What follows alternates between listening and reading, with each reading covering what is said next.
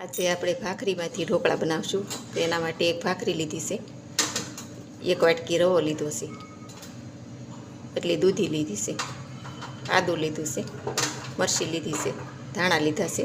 ભાખરીને આપણે 15 મિનિટ છાશમાં પલાળશું. આ રીતે રવાને પલાળવાનું છાશમાં, બંનેને અલગ અલગ પલાળી દેવાનું. આપણે બોઇલ કરશું, મીઠું હળદર નાખી.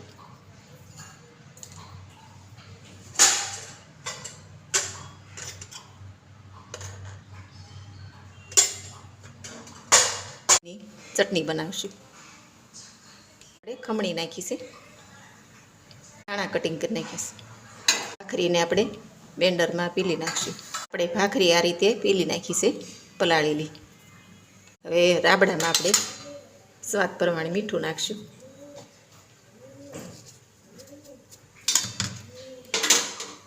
મકાઈ નાખશું, બોઇલ કરેલી.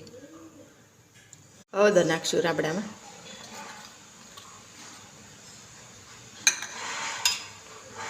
આ ખાલી રવાનું જ રાબડું છે, રવાનું જ તે. પછી આપણે ભાખરીનું મિક્સ કરશું. આપણે ધાણા નાખશું.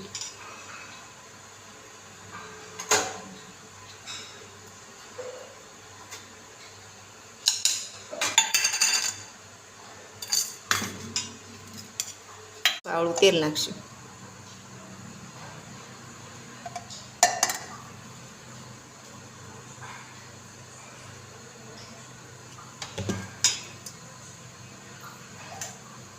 તેલ સોપડીને એક થાળી મૂકશું, ખાલી રવાની.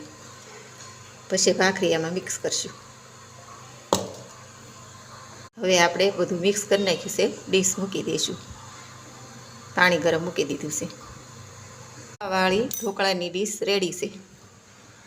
આપણે ભાખરી નાખીને ઢોકળાનું રાબડું રેડી કરશું.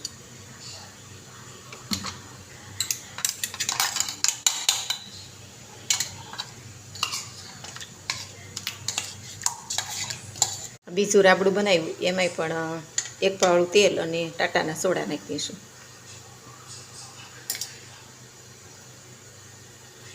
હવે મિક્સ કરશું. ભાખરીવાળી ડીશ રેડી છે ઢોકળાની. એ રેડી છે આપણા ઢોકળા. ભાખરી અને રવો નાખીને બનાવેલા છે.